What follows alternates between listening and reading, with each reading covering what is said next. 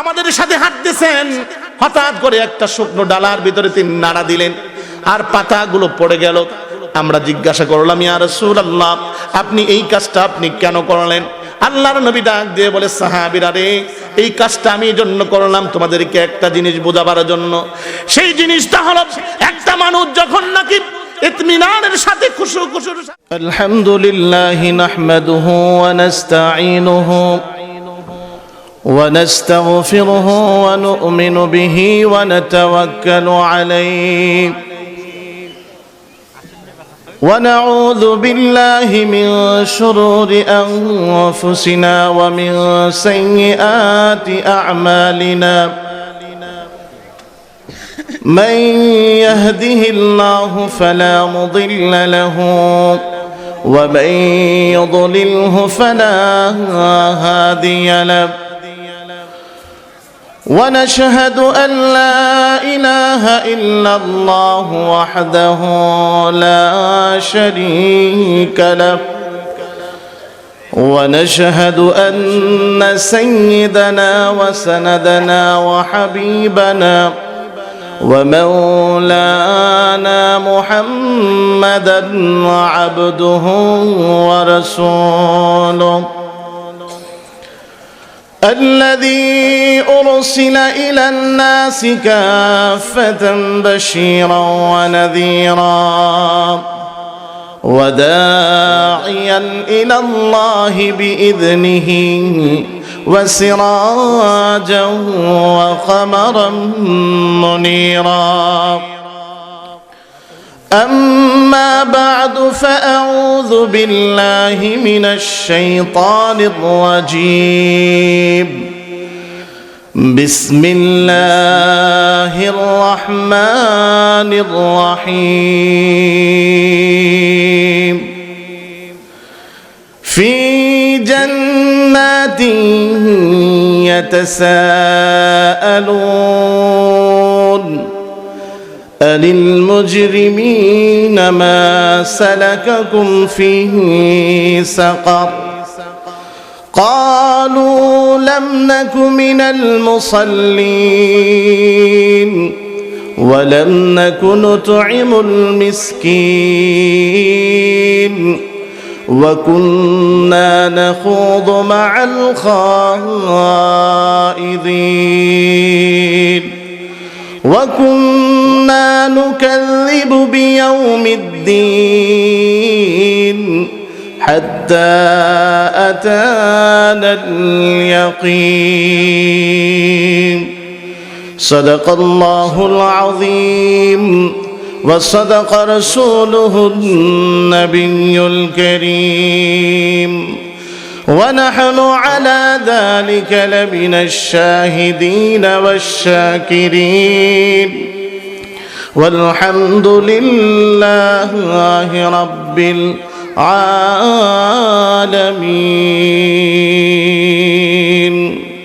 সকলেই মুহাব্বতের সাথে প্রাণ ভরে বিশ্বনবীর শানে দরুদ ইব্রাহিমি পাঠ করি। اللهم صل على محمد وعلى آل محمد كما صليت على إبراهيم وعلى آل إبراهيم إنك حميد مجيد اللهم بارك على محمد وعلى آل محمد كما باركت على إبراهيم وعلى آل إبراهيم إنك حميد مجيد সালমানপুর জাবালে নূর জামে মসজিদের উদ্যোগে আয়োজিত প্রথম বার্ষিক তাফসীরুল কোরআন মাহফিলের আমার অত্যন্ত শ্রদ্ধাভাজন সভাপতি, প্রধান অতিথি, মঞ্চে উপবিষ্ট যুগের শ্রেষ্ঠ সন্তান উলামায়ে কেরাম, আমার সামনে উপবিষ্ট দিনদার ইমানদার মুসলমান ভাইয়েরা, পর্দার অন্তরালে অবস্থানরত অত্যন্ত শ্রদ্ধেয় মা ও বোনেরা, মহান রব্বুল আলামিনের আলিশান দরবারে এই মর্মে শুকরিয়া জ্ঞাপন করছি যে মহান রব্বুল আলামিন মুসলমানদের দুর্দিনে ইসলামের ক্লান্তি লগ্নে আমাকে আপনাকে কোরআন সুন্নাহর মাহফিলে বা ওয়াক্ত বা আজমত উলামায়ে কেরামের কথাগুলোকে শুনবার মদদ, সেই তৌফিক, সেই পরিবেশ তৈরি করে দিয়েছেন। আসুন সেই মনিবের দরবারে অন্তরের অন্তঃস্থল থেকে সিংহের মতো গর্জন করে জবান খোলে শুকরিয়া আদায় করি, সকলে সমস্বরে চিল্লায়া বলি আলহামদুলিল্লাহ। বন্ধুগণ আমার, এই তাফসীরুল কোরআন মাহফিল এটা প্রথম বর্ষর অনুষ্ঠিত হতে যাচ্ছে। এই তাফসীরুল কোরআন এই মাহফিল প্রথম বর্ষর অনুষ্ঠিত হতে যাচ্ছে এবং এই মাহফিলের ভিতরে আজকে যেই সমস্ত বড় বড় উলামায়ে কেরাম তারা এসেছেন, তাদের আপনারা কিছুক্ষণ পরেই দেখতে পাবেন ইনশাআল্লাহ। তাদের জবান থেকে মূল্যবান তাকরীর শুনতে পাবেন। মধ্যখান দিয়ে আমি অল্প সময় আপনাদের থেকে নেব, আপনাদের সামনে অল্প সময় আমি কথা বলবো। সেই চিন্তা চেতনায় মহাগ্রন্থ আল কোরআনে সূরা মুদ্দাসির থেকে আমি কয়েকটি আয়াতে কারিমা আপনাদের সামনে তেলাওয়াত করেছি। আল্লাহ চাহিত এই কোরআনের আয়াতগুলোকে সামনে রেখে আমি আপনাদের সামনে কিছু কথা বলার চেষ্টা করব। মহান রব্বুল আলামিন প্রথমোক্ত এই কথাগুলোর উপরে আমাকে আমল করবার এবং আপনাদের সকলকে আমলের নিয়তে শুনবার তৌফিক দান করুক। সকলে বলি আমিন। বন্ধুগণ আমার, প্রথমোক্ত আপনাদের কাছে জানতে চাই আমাদের সৃষ্টিকর্তা কে। এই কথাটা এত আস্তে বললেন, মনে হয় আপনারা এই কথা বলতে আপনারা লজ্জা পাচ্ছেন। আবারও জিজ্ঞাসা করছি, বলুন তো দেখি আমাদের সৃষ্টিকর্তা কে। এই কথা বলতে কোনো ভয় হয়? এই আল্লাহর নামের শব্দ উচ্চারণ করতে কোনো আমাদের বাধা আছে?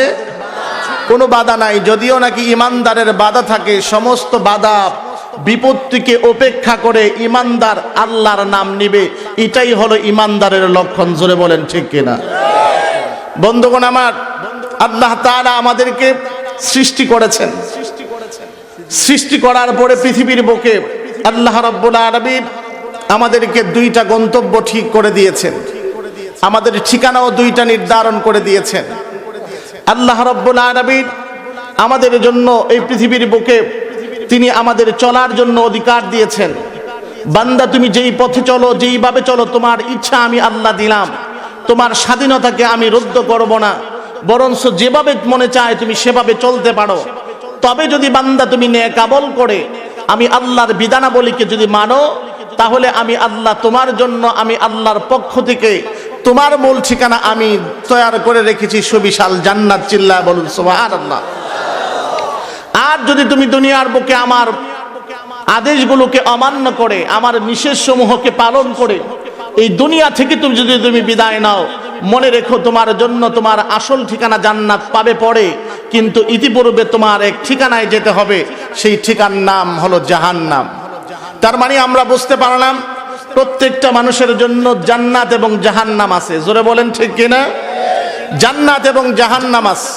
আল্লাহ রাব্বুল আলামিন হাসরের মাঠে যখন নাকি তিনি বিচারকের আসনে বসবেন, বিচারকের আসনে বসার পরে বান্দার আমল নামা তিনি মেপে মেপে আল্লাহ তাআলা ফয়সালা করে দিবেন। যেই বান্দারা নেক আমল করেছে, ঈমান আনার পরে আল্লাহর পক্ষ থেকে ফয়সালা হবে, বান্দা তোমার কোনো চিন্তা নাই, তোমার কোনো ভয় নাই, তুমি জান্নাতে চলে যাও। আর যারা নাকি এই পৃথিবীর বুকে আল্লাহর আদেশ সমূহকে অমান্য করেছে, নিষেধ সমূহকে পালন করেছে, মোদ্দা কথা হলো আল্লাহর সাথে নাফরমানি করেছে, আল্লাহ রাব্বুল আলামিনের পক্ষ থেকে তার জন্য জাহান্নামের ফয়সালা হয়ে যাবে। উভয় দলই, জান্নাতীরা জান্নাতে চলে যাবে, জাহান্নামীরা জাহান্নামে চলে যাবে। কিন্তু কথা হলো যারা জান্নাতি তাদের জন্য আল্লাহর পক্ষ থেকে বিশাল বড় ফ্যাসিলিটি। তারা জান্নাতের মধ্যে যেথায় খুশি সেথায় চলতে পারবে, যা মন চায় তা করতে পারবে। চিল্লায় বলুন সুবহানাল্লাহ। তার কারণ আমার প্রাণের বাবা আল্লাহ রাব্বুল আলামিন কোরআনে কারীমের মধ্যে এই ঘোষণা দিয়েছেন, ওয়ালাকুম ফিহা মা তাশতাহি আনফুসুকুম ওয়ালাকুম ফিহা মা তাদউন। আল্লাহ রাব্বুল আলামিন জান্নাতীদের জন্য এত ফ্যাসিলিটি, এত আল্লাহ তাআলা তাদেরকে সুযোগ দিয়েছেন। জান্নাতীরা জান্নাতে যাবার পূর্বে, জান্নাতে যাওয়ার পরে তারা যা মন চায় তা করতে পারবে। কারণ জান্নাতের নাজ নিয়ামত কম না বেশি? জোরে বলুন, কম না বেশি? আমার প্রাণের বাবা আল্লাহ রাব্বুল আলামিন জান্নাতের ভিতরে বান্দার জন্য এমন এমন নিয়ামত রাজি তিনি প্রস্তুত করে রেখেছেন। আল্লাহ তাআলা হাদিসে কুদসির মধ্যে বলেন, আ'দাতু লিইবাদিয়াস সালিহিন লা আইনুন রাআত ওয়ালা উযুনুন সামিআত ওয়ালা খাতারা আলা কলবি বাশার। চিল্লা বলুন আল্লাহু আকবার। আল্লাহ তাআলা বলেন, আমি আমার বান্দার জন্য জান্নাতের ভিতরে এমন এমন নিয়ামত রাজি তৈরি করে রেখে দিয়েছি, যেই নিয়ামত রাজি কোনো বান্দা কোনোদিন কোনো চক্ষু দ্বারা সে দেখে নাই, কোনো কান দ্বারাও সেই নিয়ামত রাজির বর্ণনা শুনে নাই। এমনকি আমি আল্লাহ তাআলা এমন নিয়ামত রাজি প্রস্তুত করে রেখে দিয়েছি, যেই নিয়ামত রাজি পৃথিবীর বুকে তো মানুষ ছেঁড়া কাতায় শুয়ে লাখ টাকার স্বপ্ন দেখে, আছে না নাই? আরো জোরে বলেন, আছে না নাই? পৃথিবীর বুকে মানুষ মনে মনে চিন্তা করে মানুষ প্রধানমন্ত্রী হয়ে যায়। আল্লাহ তাআলা বলেন, আমার জান্নাত আমি আল্লাহ তাআলা এমন ভাবে সুসজ্জিত করে রেখে দিয়েছি, যেই জান্নাতের কল্পনা কোনো মানুষও আনতে পারবে না তাদের দিলের ভিতরে। কেমন জান্নাত আল্লাহ রাব্বুল আলামিন রেখে দিয়েছেন, যেই জান্নাত বান্দা চিন্তাও করতে পারবে না। আমরা মুসলমান ভাইরা সেই জান্নাতে যেতে চাই কি চাই না? আল্লাহ সকলকে কবুল করুক, সকলে বলি আমিন। আমার প্রাণের মা, সেই জান্নাতের ভিতরে আল্লাহ রাব্বুল আলামিন অনেক অনেক নিয়ামত আল্লাহ তাআলা বান্দার জন্য প্রস্তুত করে রেখে দিয়েছেন। বান্দার কোনো কিছু চিন্তা থাকবে না, পেরেশানি থাকবে না। এই আয়াত দ্বারা স্পষ্ট হয়ে যায় যে বান্দা যা চাবে জান্নাতে পাবে, বান্দা সেখানে খুশি যা খুশি তা পাবে। দুনিয়ার জমিনে যদি বান্দা সংযত হয়ে নিজেকে বিরত রেখে নিজেকে যদি একটু কন্ট্রোল করে এই পৃথিবীর বুক ছেড়ে চলে যেতে পারে, আল্লাহর বিধানগুলোকে মেনে, বান্দা মরতে দেরি হবে। বান্দার জন্য জান্নাতের নাজ নেয়ামত, জান্নাতের দ্বার খুলতে মুহূর্তের জন্য দেরি হবে না। আর জোরে বলুন না সুবহানাল্লাহ। আমার প্রাণের মানব, এতটুকু বলতে চাই, ও আমার যুবক ভাইরা, জান্নাতের ভিতরে মহান রব্বুল আলামিন এমন এমন নিয়ামত রেখেছেন। খাবার দাবারের কথা মানুষের তত আগ্রহ নাই, তবে জান্নাতের ভিতরে এই দুনিয়ার বুকে একটা মানুষের জন্য তিনটা জিনিসের প্রয়োজন হয়। একটা হলো মানুষের একটা বাড়ি, আরেকটা হলো গাড়ি, আরেকটা হলো নারী। জোরে বলেন ঠিক কিনা? আরো জোরে বলুন ঠিক কিনা? এই তিনটা জিনিস আল্লাহ রাব্বুল আলামিন জান্নাতের মধ্যে বান্দাকে দান করে দিবেন। একটা জান্নাতি যখন নাকি সেই জান্নাত পাবেন, নিম্নমানের জান্নাতি যে হবে, সেই নিম্নমানের জান্নাতি এই দুনিয়ার 10টা দুনিয়ার সমান জান্নাত পেয়ে যাবে।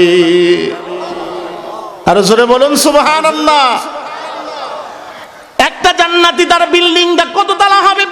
হাদিস শরীফের ভিতরে পাওয়া যায়, আল্লাহর হাবিব সাল্লাল্লাহু আলাইহি ওয়াসাল্লাম বলেন, একজন জান্নাতি তার বিল্ডিংটার তলা হবে নিম্ন স্তর, তার বিল্ডিংটা হবে 100 তলা।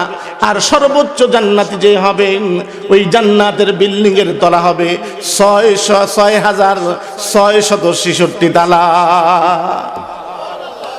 একজন জান্নাতি 2টা করে গাড়ি পাবে, একজন জান্নাতি নারী পাবে, হুর পাবে। হুর চিনেন তো আপনারা? নারী পাবে, সুন্দরী রমণী পাবে।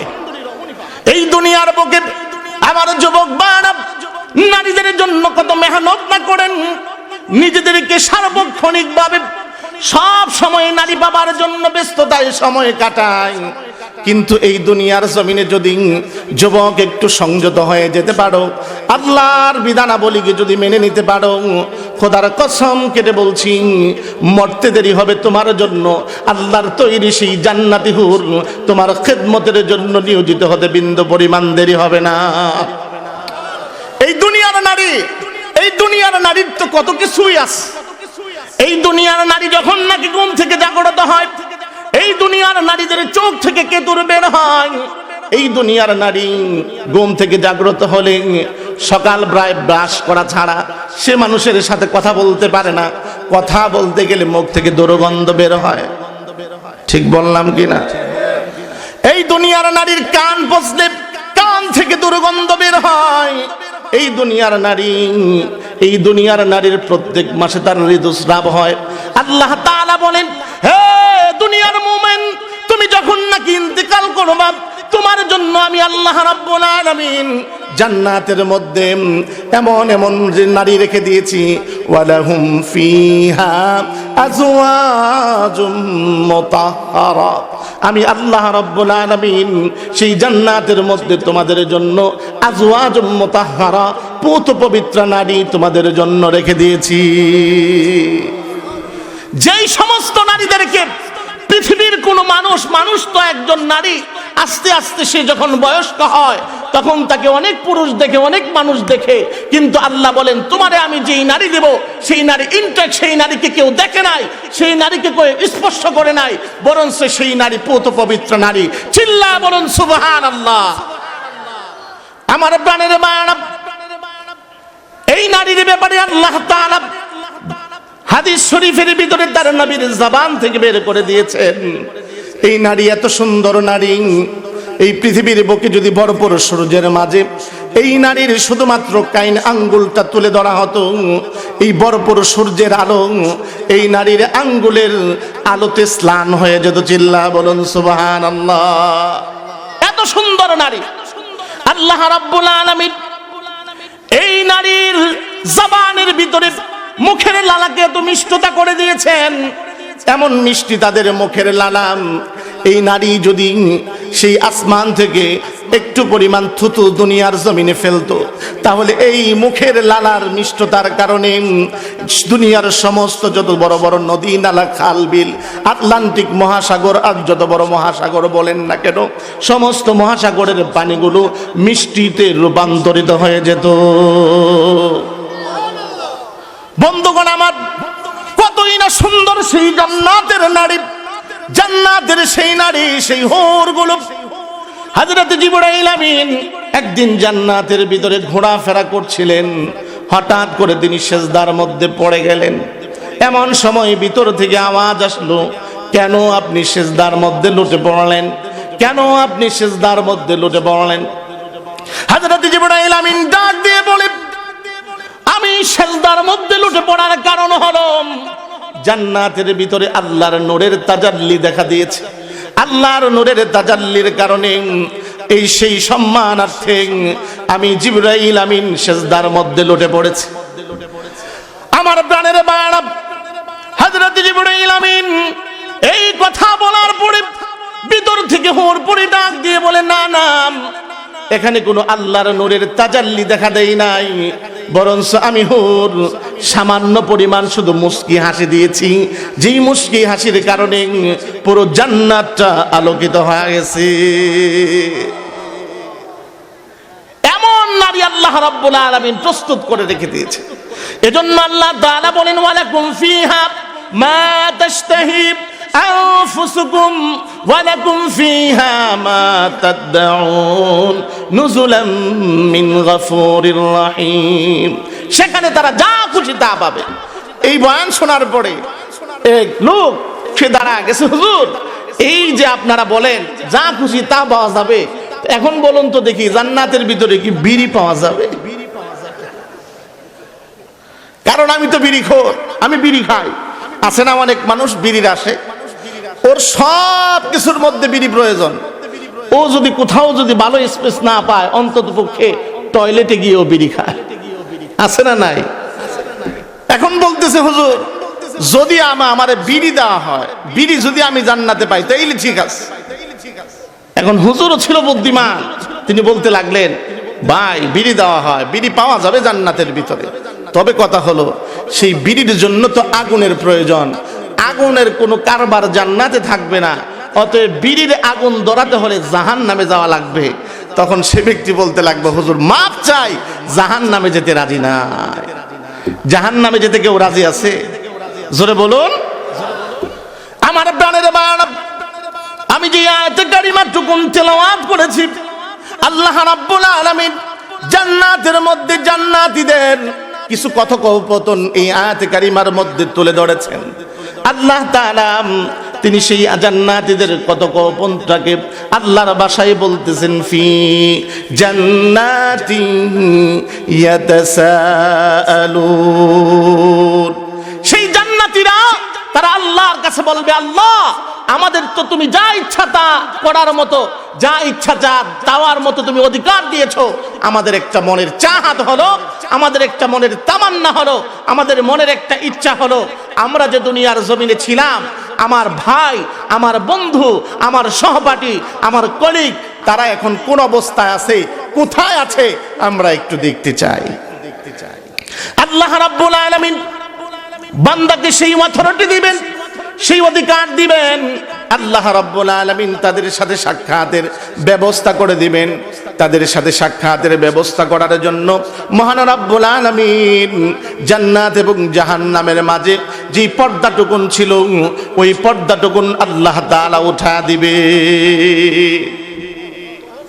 তখন সেই জান্নাতীরা তারা দেখতে পাবে সেই জাহান্নামের মধ্যে তার ভাই, তার বন্ধু, তার বাবা, তার অমুক সমুক, অমুক আত্মীয়, তমুক আত্মীয় সেই জাহান্নামের ভিতরে পড়ে আছে। এমন সময় জান্নাতীরা ডাক দিয়ে বলবেন, ও ভাই তুমি আজকে এই জাহান্নামী কেন হলা? সেই জাহান্নামীরা সেদিন চারটা কারণ বর্ণনা করবে। সেই চারটা কারণ মহান রব্বুল আলামিন সূরা মুদ্দাসিরের আমার তেলাওয়াতকৃত আয়াতের মধ্যে তুলে ধরেছেন। আমার প্রাণের ভাড়া আল্লাহ রাব্বুল আলামিন সেই আয়াতগুলো তুলে ধরে বান্দাকে এই কথা বুঝাইতে চান, বান্দা এই চারটা এই বদগুণ মানুষের ভিতরে থাকার কারণে সে ব্যক্তি জাহান্নামী হয়েছে। তোমরা যখন এই চারটা বদগুণের কথা শুনবা, ইমানদার হয়ে থাকলে তোমরা এই চারটা বদগুণ ছেড়ে দিবা, তাহলেই তোমরা একমাত্র আল্লাহর জান্নাতের অধিবাসী হতে পারবা। কয়টা বদগুণ? জোরে বলুন না, আমার কথা আপনারা বুঝেন।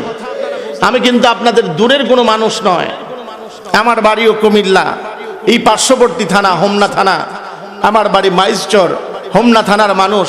আমি আপনাদের কাছাকাছি মানুষ, দূরের কেউ নয়। অতএব কাছাকাছি মানুষ, ভাষা বোঝা সহজ হবে, ঠিক কিনা বলুন? আমার প্রাণের বাড়া চারটা কারণের কথা আল্লাহ রাব্বুল আলামিন এই কোরআনে কারীমের মধ্যে বলেছেন। জাহান্নামীরা সর্বপ্রথম বলবে যে আমরা চার কারণে জাহান্নামে আসলাম।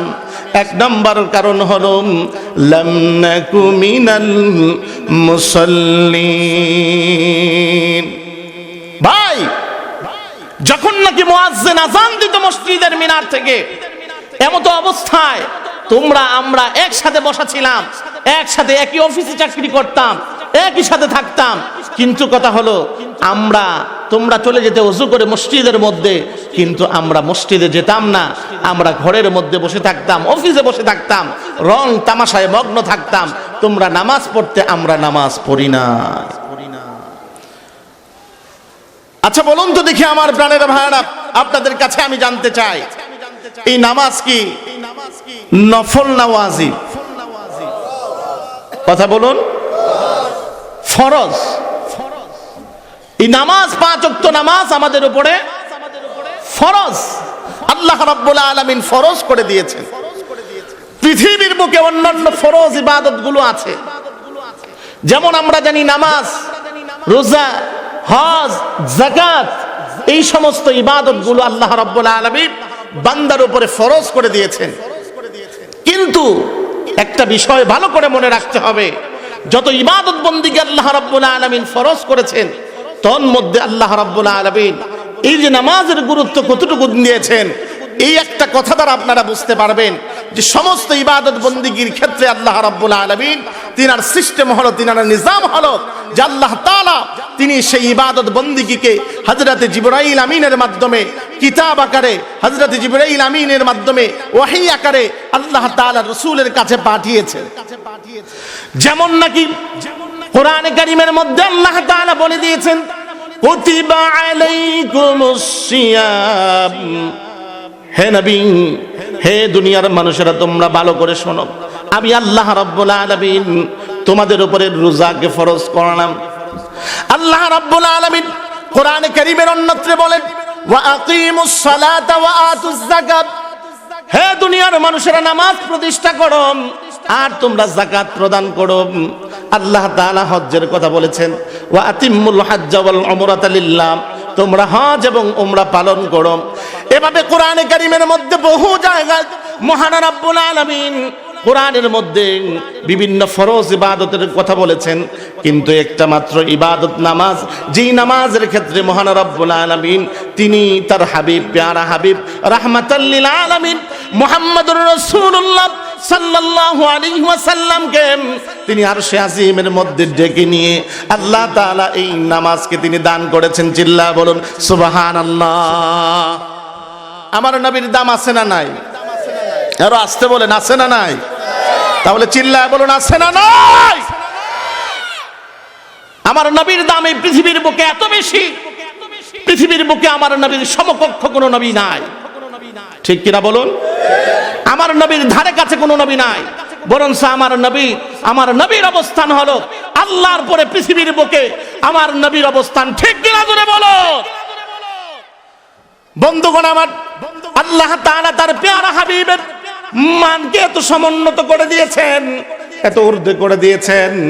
আল্লাহ তাআলা বলেন, ওয়ারাফানা লাকা যিকরাক, নবী গো আমি আপনার মান এবং আপনার সম্মানকে আমি আল্লাহ রাব্বুল আলামিন সমুন্নত করে দিয়েছি। চিল্লায় বলুন সুবহানাল্লাহ। আপনার মানকে আমি আল্লাহ তাআলা সমুন্নত করে দিয়েছি। এজন্য কালিমা পড়েন, কালিমা পড়ার ক্ষেত্রে আমার রাসূলের নাম আছে না নাই? আপনারা পড়ুন তো দেখি, লা ইলাহা মুহাম্মাদুর রাসূলুল্লাহ, রাসূলের নাম আছে না নাই? আযান দেন, আযানের মধ্যে আমার রাসূলের নাম আছে না নাই? নামাজ পড়েন, নামাজের ভিতরে আমার রাসূলের নাম আছে না নাই? আমার রাসূলের নাম সব জায়গায় আল্লাহ তাআলা দিয়েছে। শুধু তাই নয়, আমার প্রাণের বাবা আল্লাহ রাব্বুল আলামিন আল্লাহর হাবিবের মাকামকে ঊর্ধ্বে করে দিয়েছেন।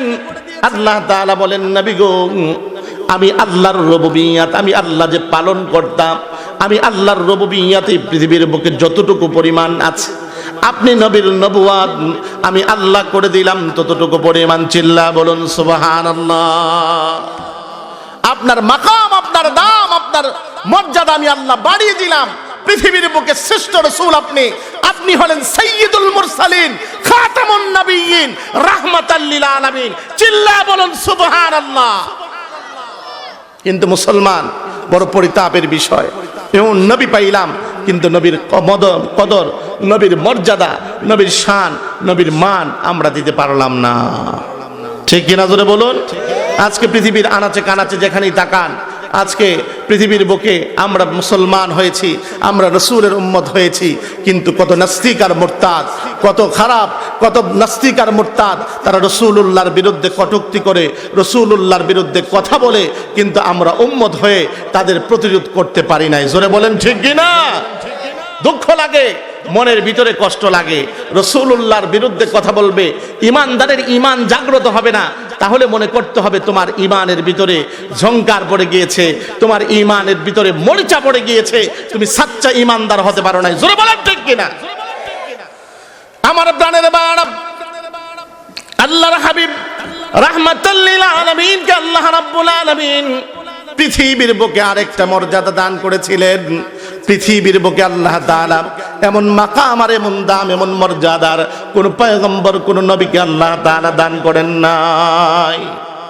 সেই মাকাম আর সেই মর্যাদা হলো আল্লাহর রাসূলকে আল্লাহ তাআলা মেরাজে নিয়ে গিয়েছিলেন। সুবহানাল্লাহ বলবেন না? মেরাজে নিয়ে গিয়েছিলেন। আল্লাহর আরশে আজিমের মধ্যে আল্লাহ তাআলা ডেকে নিয়ে তার সাথে সাক্ষাৎ করেছিলেন।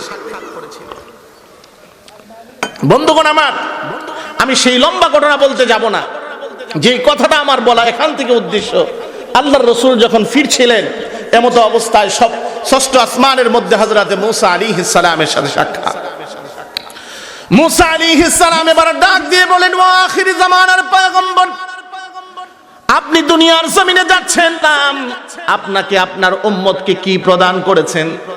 হযরতে মূসা আলাইহিস সালাম এই কথা বলবার পরে আমার আপনার নবী বিশ্ব নবী রাহমাতাল লিল আলামিন বললেন যে আমার নবী তিনি এই কথা বললেন, আল্লাহ তাআলা আমাকে এবং আমার উম্মতকে 50 ওয়াক্ত নামাজ দান করেছেন। কয় ওয়াক্ত নামাজ? জোরে বলুন, কয় ওয়াক্ত নামাজ? হযরত মূসা আলাইহিস সালাম আল্লাহর নবীকে ডাক দিয়ে বলেন, ও আখির জামানার পয়গম্বর, আপনাকে 50 ওয়াক্ত নামাজ আল্লাহ তাআলা দান করেছেন। সম্ভব না, কোনোভাবেই সম্ভব হবে না। আপনি চিন্তা করে দেখুন, প্রত্যেকটা নামাজ যদি এশারের মতো করে এত লম্বা নামাজ হতো, তাহলে 50 ওয়াক্ত নামাজ 24 ঘন্টায় আদায় করতে গেলে আধা ঘন্টা করে যদি সময় লাগতো, তাহলে এই নামাজ পড়তে গেলে জন্মের পরে বালেগ হওয়ার পরে অজু করে মসজিদে ঢোকা লাগতো, আর মরার আগে কাফনের কাপড় পরাইয়া সেই প্যাকিং করে কবরে নেওয়া লাগতো। জোরে বলেন ঠিক কিনা? হযরত মূসা আলাইহিস সালাম তিনি ডাক দিয়ে বলেন, না না, এই 50 ওয়াক্ত নামাজ আপনার উম্মত আদায় করতে পারবে না। যান, দৌড়ে আল্লাহর কাছে যান। এমন সময় আল্লাহর নবী তিনি বুঝতে পারলেন যে অবশ্যই আল্লাহর কাছে আমার উম্মতের সহলতের জন্য, আমার উম্মতের জন্য কষ্ট কম হয়, সেজন্য আমি আল্লাহর কাছে প্রয়োজন বোধে যাব। হযরত মূসা আলাইহিস সালামের কথায় আল্লাহর নবী আল্লাহর কাছে গেলেন। যাওয়ার পরে আল্লাহ তাআলা তার প্যারা হাবিবকে 50 ওয়াক্ত নামাজ থেকে 5 ওয়াক্ত নামাজ কমা দিলেন। হলো কত ওয়াক্ত? জোরে বলুন। এভাবে করে করে একবার দুইবার নয়, বরঞ্চ 9 বার আল্লাহর রাসূল তিনি আল্লাহর কাছে গেলেন। আল্লাহর রাসূল 9 বার যখন গেলেন, আল্লাহ তাআলা কমাইতে কমাইতে 5 ওয়াক্ত করে আল্লাহ তাআলা মোট 45 ওয়াক্ত নামাজ কমা দিলেন। কত ওয়াক্ত নামাজ? এবার মূসা আলাইহিস সালাম তিনি বলতেছেন, ও পয়গম্বর, আপনি আবার আল্লাহর কাছে যান, কারণ আমার উম্মতকে আল্লাহ তাআলা 2 ওয়াক্ত নামাজ দিয়েছে। এই 2 ওয়াক্ত নামাজ আমার উম্মতের মাঝে আমি কায়েম করতে পারি নাই। আল্লাহর কাছে আপনি জলদি করে যান, আপনার উম্মত 5 ওয়াক্ত নামাজ আদায় করতে পারবে না। আল্লাহর হাবিব তিনি তখনই হযরত মূসা আলাইহিস সালামকে বললেন, আমার উম্মত 5 ওয়াক্ত নামাজ আদায় করতে পারবে না। এই কথা নয়, বরঞ্চ আমি আল্লাহর কাছে যাব কোন মুখ নিয়ে? কারণ হলো আমার একটা কথা মনে পড়ে গিয়েছে। 2 বন্ধু, ভালো বন্ধু। এক বন্ধু বাজারে দুধ বিক্রি করতে গেছে। কি করতে গেছে? দুধ বিক্রি করতে গেছে। যখন নাকি বাজারের মধ্যে বসছে, অপর বন্ধু গেছে। অপর বন্ধু যে বলতেছে, বন্ধু বাজারে দুধ কত করে? কয় 30 টাকা। কয় 30 টাকা যখন দুধের কেজি, আমি না তোমার ছোট্ট কালের বন্ধু, তোমার আব্বার সাথে না আমার আব্বার ভালো সম্পর্ক, একটু দুধের দাম কমায়া দাও না। তখন বন্ধু বলতেছে, যা, তোর আব্বার সাথে আমার ভালো আব্বার সম্পর্ক বিদায়, যা 5 টাকা দুধের দাম কমায়া দিলাম। হলো কত টাকা? জোরে বলুন। তারপর বলতেছে, বন্ধু তোমার আম্মার সাথে না আমার আম্মার ভালো সম্পর্ক, বান্ধবী বান্ধবী, দুস্তি দুস্তি, একটু দুধের দাম কমায় দেওয়া যায় না? হ্যাঁ দিলাম। 5 টাকা কমায় দিছে। আছে কত? একটু পরে আবার বাহানা করে বলতেছে, বন্ধু তুমি না আমার কলিজার টুকরা, জিগারের জিগার, জানের জান, পরাণের পরাণ, একটু কমায় দেওয়া যায় না? তখন কি বন্ধু জবাবটা দেয় জানেন? বন্ধু বলে, বন্ধু কমায় দিতে পারি, কিন্তু কথা হলো দুধের কালার আর ঠিক থাকবো না। কথাটা বোঝেন নাই? আল্লাহর হাবিব একই কথা বললেন। মূসা আলাইহিস সালামকে ডাক দিয়ে বলেন, পয়গম্বর 5 ওয়াক্ত করে আল্লাহ তাআলা নামাজ কমাইছেন, এখন আছে মাত্র 5 ওয়াক্ত নামাজ। এখন যদি আল্লাহর কাছে আবার যাই, কেমন যেন হয়ে যাবে, আমার উম্মত নামাজই পড়বে না। অতএব আমি যেতে পারবো না, আমার যেতে লজ্জা লাগে। তাহলে আসুন আল্লাহ তাআলা 9 বার তার হাবিবকে কেন নিলেন? আল্লাহ তাআলা তিনি তো হলেন আলিমুল গায়ব, ভবিষ্যৎ সম্পর্কে সব জানেন, গায়েব বিষয়ে সব জানেন। আল্লাহ তাআলা তার হাবিবকে কেন বারংবার 9 বার তিনি আরশে আজিমের মধ্যে নিলেন?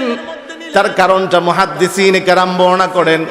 পৃথিবীর বুকে দেখবেন আপনার সন্তান হোক, বন্ধু হোক, যেই হোক না কেন, সে যখন বাড়ি থেকে চলে যায় তখন কিন্তু আপনার মনের ভিতরে আঘাত লাগে, মায়া লাগে। ঠিক বলেন, জোরে বলেন, ঠিক কিনা? আমার প্রাণের বাবা, বন্ধুকে আঘাত দিতে যখন আপনি বাস স্টেশনে যান, বাস স্টেশনে বন্ধুকে উঠা দেবার পরে বন্ধুর মায়ায়, বন্ধুর মোহাব্বতে সেখান থেকে চলে আসেন না, বরঞ্চ সেই জায়গার ভিতরে স্টিল দাঁড়িয়ে থাকেন। যখন নাকি বন্ধু বাসের মধ্যে ওঠে, বাসটা যখন চালায়, চালানোর পরও তারপরও আপনি চলে আসেন না, বন্ধুর পানে তাকায় থাকেন, অপর বন্ধু তাকায় থাকে। এমন সময় শেষ মুহূর্তে বন্ধু যখন নাকি মোচড় ঘুরে যায়, চোখের আড়াল হয়ে যায়, তখন আস্তে আস্তে করে আপনি বাড়ির দিকে চলে আসেন। ঠিক তেমনি ভাবে আল্লাহ রাব্বুল আলামিন তার হাবিবকে এত মোহাব্বত করেন, এত ভালোবাসেন, এত মোহাব্বত তার সাথে আল্লাহ তাআলা সহজে চান না তার বন্ধু এসেছে চলে যাক, বরঞ্চ বারংবার তার হাবিবকে দেখার জন্য আরশে আজিমের মধ্যে একবার দুইবার নয়, বরঞ্চ 9 বার নিয়ে গিয়েছেন। চিল্লা বলুন সুবহানাল্লাহ। আমার প্রাণের বাবা, আল্লাহর হাবিব সাল্লাল্লাহু আলাইহি ওয়াসাল্লাম তিনি যখন নাকি আসতেছিলেন, শেষ পর্যায়ে আল্লাহ রাব্বুল আলামিন একটা কথা তার হাবিবকে জানা দিলেন, হাবিব, প্রথম ওয়াক্ত আপনাকে নামাজ আমি দিয়েছিলাম 50 ওয়াক্ত, কিন্তু শেষ মুহূর্তে কমাইতে কমাইতে আপনি 45 ওয়াক্ত কমায় এনেছেন, নিয়ে গিয়েছেন মাত্র 5 ওয়াক্ত। মনে রাখবেন, আপনার কোন উম্মত যদি এই 5 ওয়াক্ত নামাজ জামাতের সাথে সুন্দরভাবে আদায় করেন, আমি আল্লাহ রাব্বুল আলামিন ওই বান্দার আমল নামায় 50 ওয়াক্ত নামাজের সওয়াব দান করে দেব।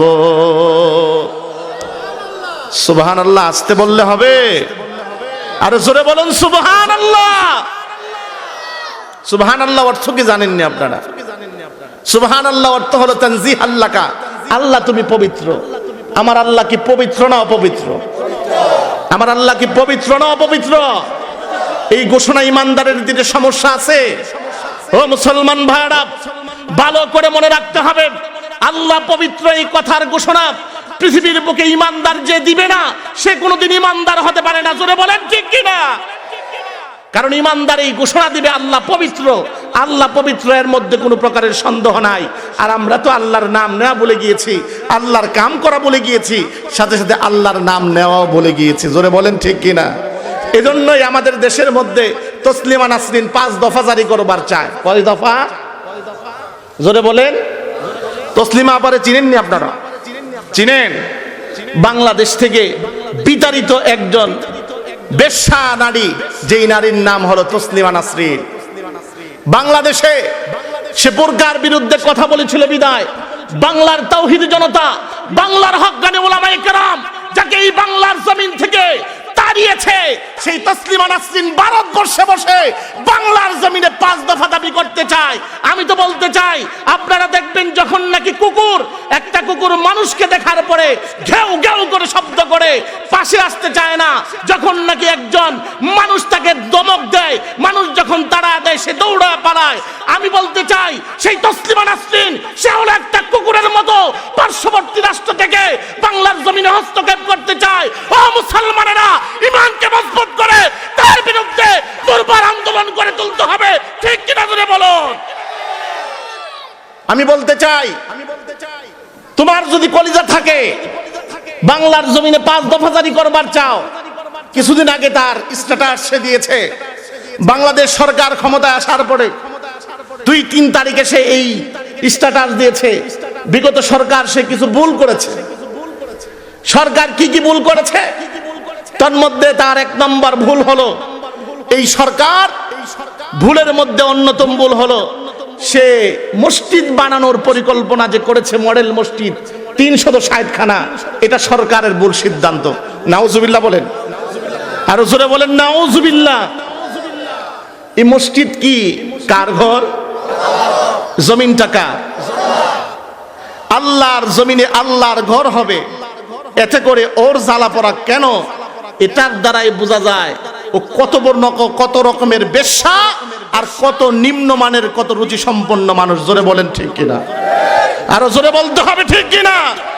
আমি তো বলতে চাই, তোমার যদি সাহস থাকে বাংলার জমিনে এসে এই কথা বলো, মসজিদ হবে না, মাদ্রাসার সার্টিফিকেট দেওয়া যাবে না, ওয়াজ মাহফিল বন্ধ করা হবে, বাংলার জমিনে দাঁড়িয়ে বলো মায়ের দুধ যদি পান করে থাকো খোদার কসম বাংলার তাওহীদি জনতা তোমাকে মাটিতে পুঁতে দেবে। জোরে বলেন ঠিক কিনা? কারণ এই বাংলার জমিন এটা হক্কানি উলামায়ে কেরামের জমিন, এই বাংলার জমিন পীর বুজুর্গের জমিন, এই বাংলার জমিন ওলিয়া উলিয়ার জমিন। তোমার মতো নাস্তিক আর মুরতাদের এই বাংলার জমিনে ঠাঁই হবে না। জোরে বলেন ঠিক কিনা? ও মুসলমানেরা, সেই কথা বলতে চাই, বাংলার জমিনে ওয়াজ মাহফিল নিষিদ্ধ করা হবে। আল্লাহর জমিনে আল্লাহর কথা হবে, এতে কোনো বাধা আছে? এতে কোনো বাধা আছে? আমি তো মনে করি না এতে কোনো বাধা আছে। কোনো প্রকারের বাধা নাই। আল্লাহর জমিনে আল্লাহর কথা হবে। বড় আফসোস লাগে, এই আল্লাহর জমিনে আল্লাহর কথা হবে এই নিয়েও আবার যারা মাহফিল আয়োজক তাদের মাথা ব্যথা হয়ে যায় পারমিশন নিতে। আছে না নাই? জোরে বলেন আছে না নাই? জমিনটা কার? জমিনটা কার? এই কোরআনটা কার? কোরআন যদি আল্লাহর হয়ে থাকে, জমিনও যদি আল্লাহর হয়ে থাকে, আল্লাহর জমিনে আল্লাহর কোরআনের কথা হবে, পারমিশন নেওয়ারও প্রয়োজন না। জোরে বলুন ঠিক কিনা? সেই কথাও বলেছে বাংলার জমিনে কওমি আলেমদেরকে যে সার্টিফিকেট দিয়েছে, যেই মাস্টার্সের সম্মান দিয়েছে সরকার, এটাকে বাতিল করতে হবে। নাউজুবিল্লাহ বলবেন না? আমি তো এই কথা বলতে চাই, তারা তাদের নাগরিক হিসাবে যেই অধিকারটুকু পেয়েছে, তোমার মতো এমন বেশ্যারমরীর কেন এত মাথা ব্যথা তাদের অধিকারকে ক্ষুণ্ণ করা? তোমার তো তুমি বেশ্যা ছাড়া আর কিছু নও। একবার তো দেশ ছেড়ে পালিয়েছো, পালানোর মতো তুমি সুযোগ পেয়েছো, আবার যদি বাংলার জমিনে দাঁড়িয়ে কথা বলো, খোদার কসম সেই আবার এই বাংলার মানুষগুলো তোমাকে আর দ্বিতীয়বার পালানোর মতো সুযোগ দেবে না। জোরে বলেন ঠিক কিনা? ও মুসলমান ভাইরা, একটা কথা আজকে তাফসীরুল কোরআন মাহফিল থেকে আপনাদের কাছে জানতে চাই। আজকে বহু নাস্তিক আর মুরতাদ আল্লাহর বিরুদ্ধে কথা বলে, রাসূলুল্লাহর বিরুদ্ধে কথা বলে, কোরআনের বিরুদ্ধে কথা বলতে চায়, বাইতুল্লাহর বিরুদ্ধে কথা বলে। ও মুসলমান ভাইরা, ওই সমস্ত নাস্তিক আর মুরতাদদের বিরুদ্ধে তাদেরকে উলামায়ে কেরাম যদি আবারও শাপলা চত্বরে ডাক দেয়, শাপলা চত্বরে যেতে প্রস্তুত কারা কারা একটু হাতটা দেখতে চায়?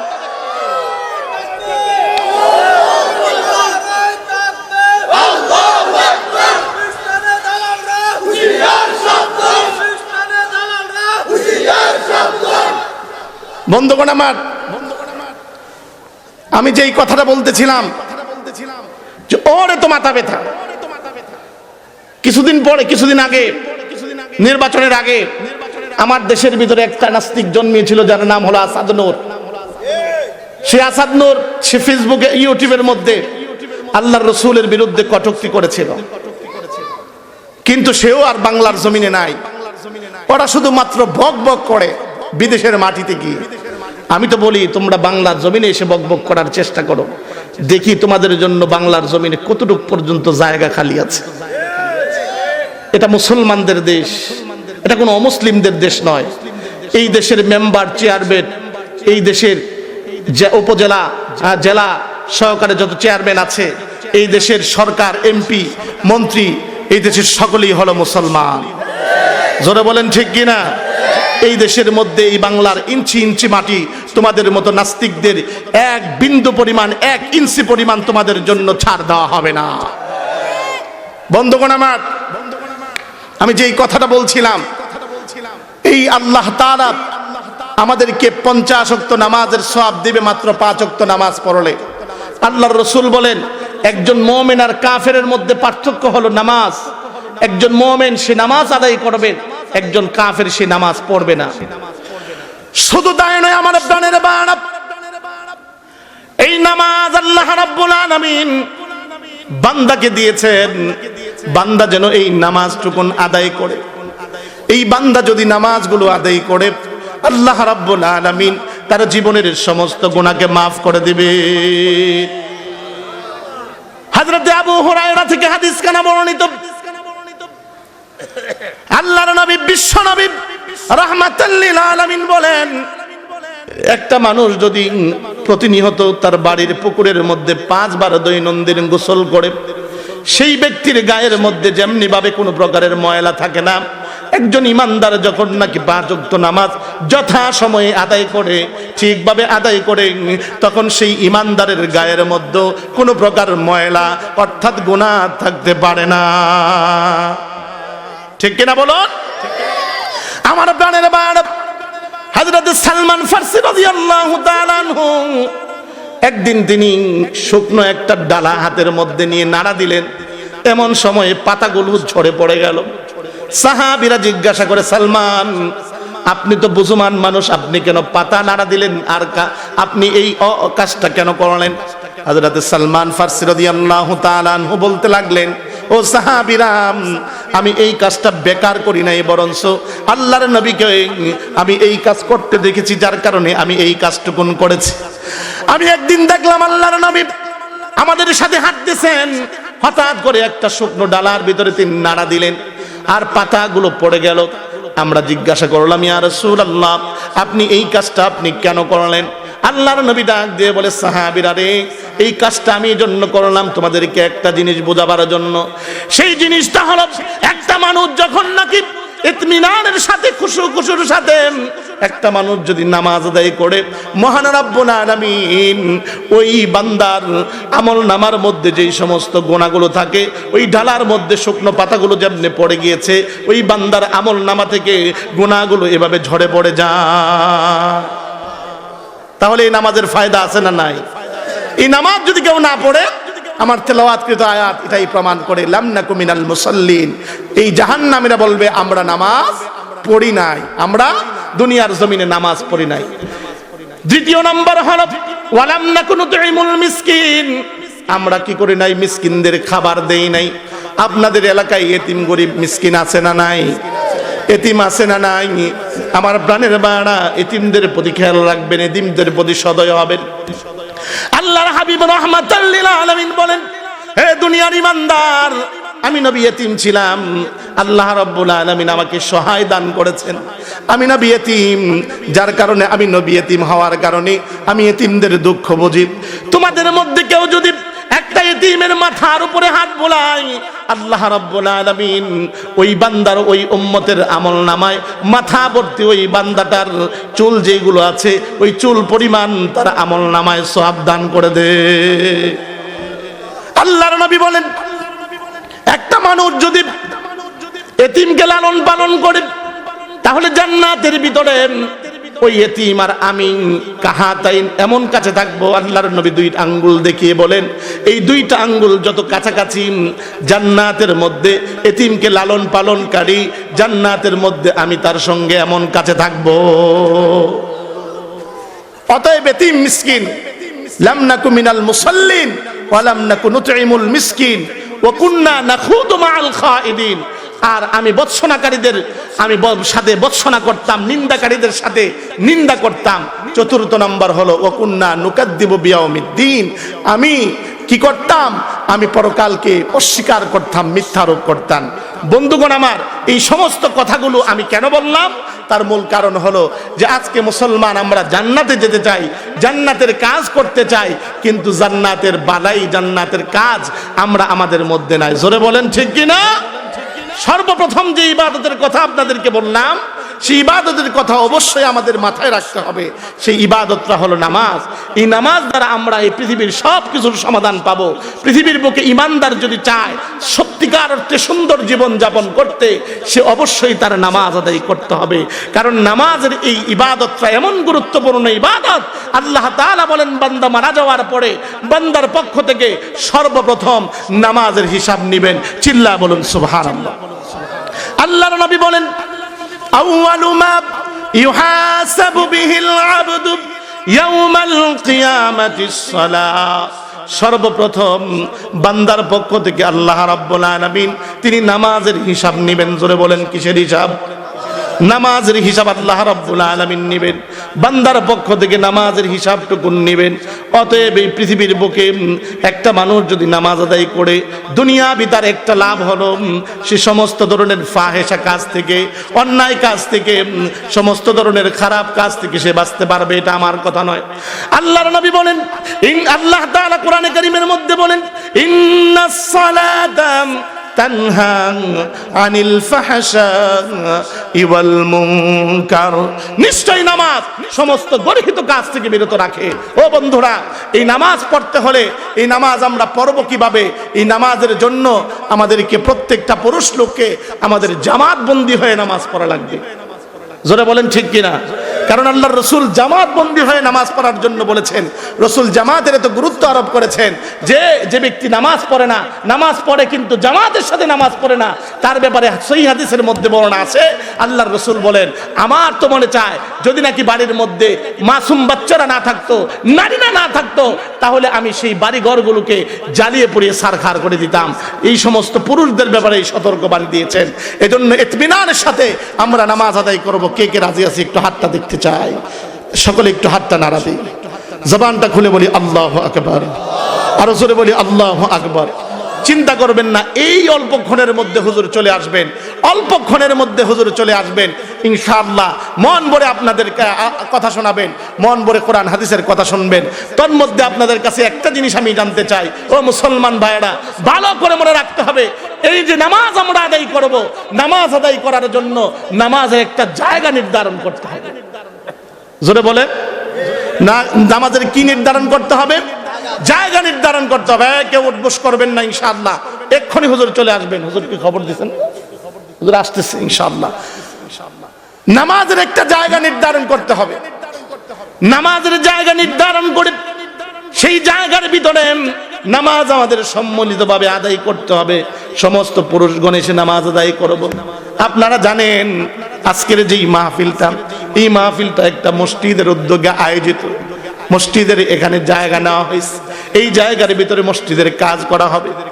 ইমানদার তো ওই ব্যক্তি যেই ব্যক্তি আল্লাহর বিধানগুলোকে মানে, নামাজ আদায় করে, যাকাত দান করে এবং আল্লাহর রাহে দান করে। আল্লাহর রাহে দান করলে সওয়াব আছে না নাই? আরো জোরে বলুন, আছে না নাই?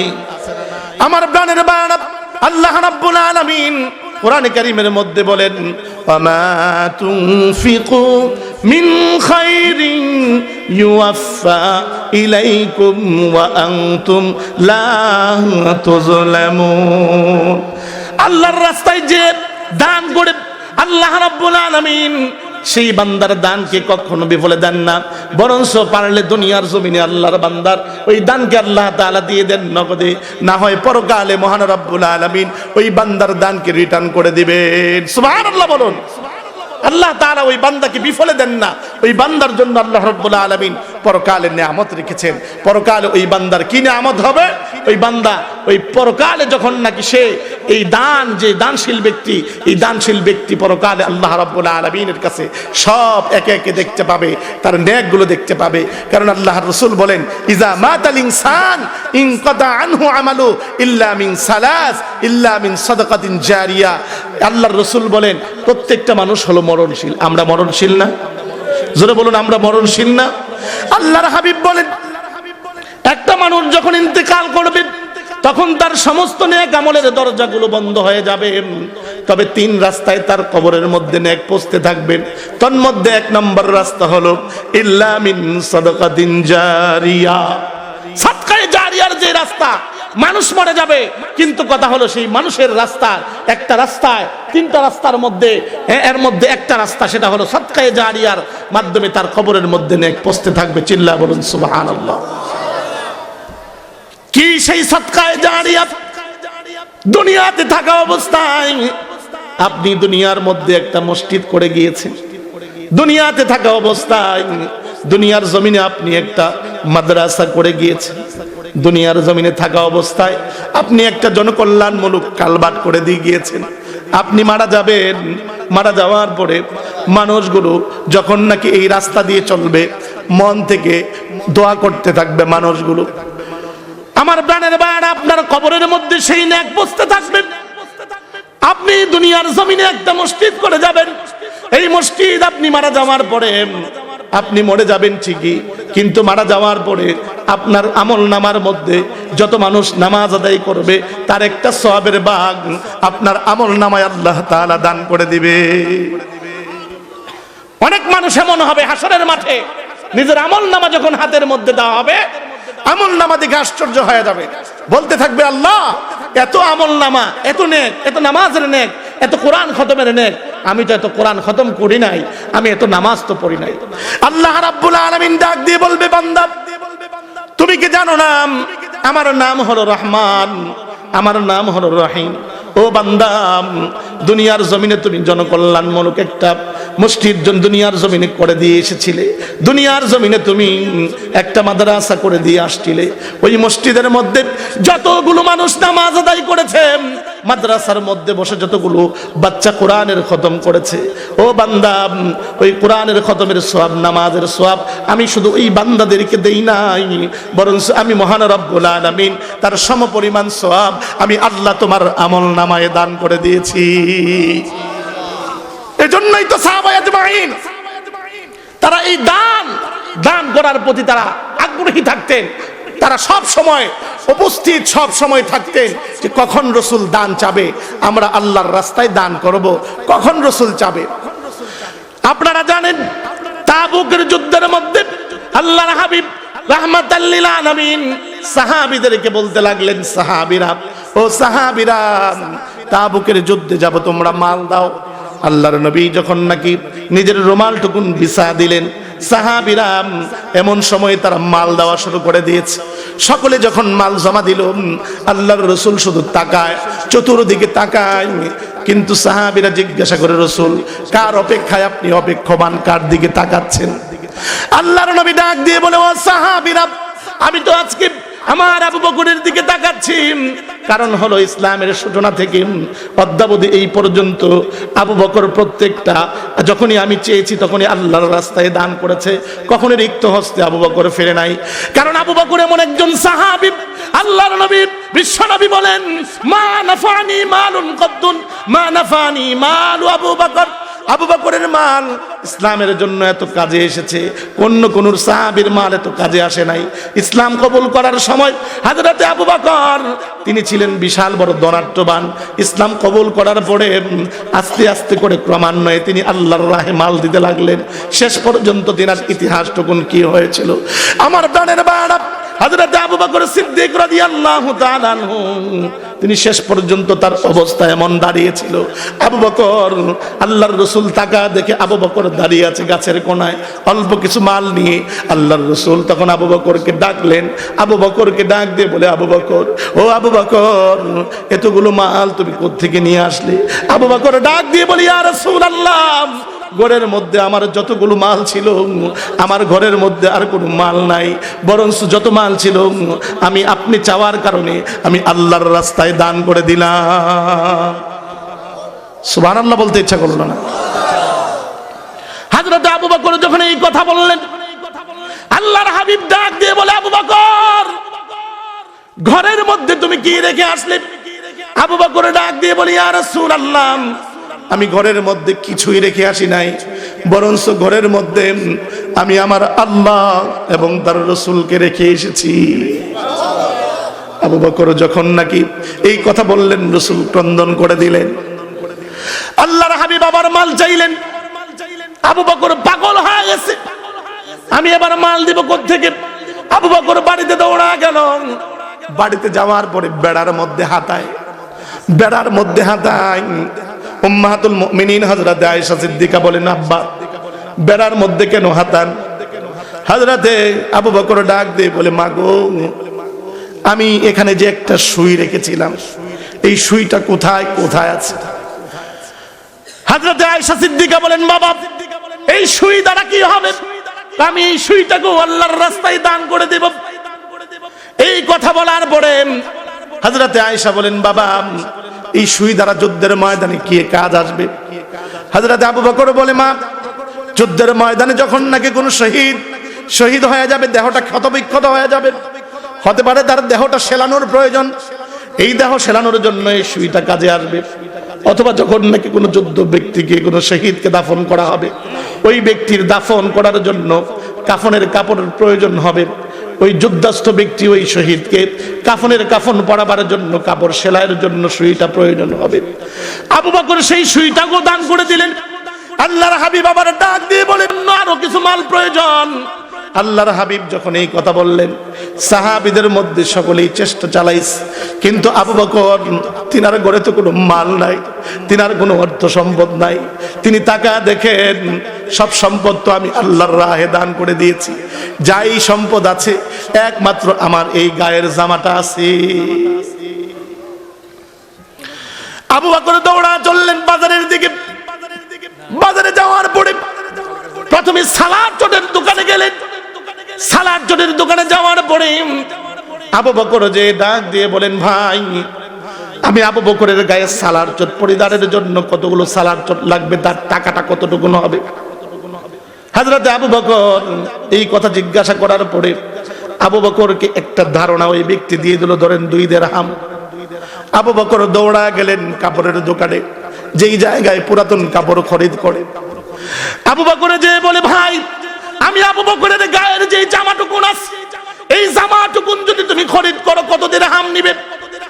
এমন সময় এই ব্যক্তি বলেন, ধরে নেন ওই ব্যক্তি বলেছিল যে 10 দিরহাম। আবু বকর নিজের গায়ের জামাটুকুন দিয়ে দিলেন।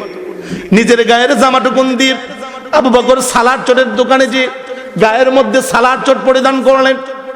আবু বকর চললেন এবার আল্লাহর রাহে বাকি 8 দিরহাম দান করে দিবেন। অবশিষ্ট টাকা যখন নাকি আল্লাহর রাসূলের কাছে গেলেন দান করার জন্য, আল্লাহর রাসূল টাকা দেখেন যে আবু বকরের গায়ের ভিতরে সেই সালাদ চট দেখা যায়। আল্লাহর রাসূল তিনি বাচ্চার মতো কেঁদে দিলেন। কাঁদতে কাঁদতে আবু বকরকে জিজ্ঞাসা করলেন, আবু বকর, জীবনের শেষ সম্পদ, এই যে জীবনের শেষ সম্পদ জামাটাও আল্লাহর রাহে দান করে দিলে। এমন সময় হযরত জিবরাইল আমিন হাজির। হযরত জিবরাইল আমিন আল্লাহর রাসূলের দরবারে এসে আল্লাহর রাসূলকে যখন নাকি সালাম জানালো, হযরত জিবরাইল আমিনের দিকে তাকা দেখেন হযরত জিবরাইল আমিন সেদিন তিনি সালাদ চট পরিধান করা অবস্থায়। আল্লাহু আকবার বলুন। আল্লাহর নবী ডাক দিয়ে বলেন, আবু বকর, হে জিবরাইল, আপনি কেন সালাদ চট পরিধান করা অবস্থায় আছেন? ওগো নবীজি, আপনি আমাকে শুধু দেখছেন, আপনার সাহাবী আবু বকরকে দেখেন নাই।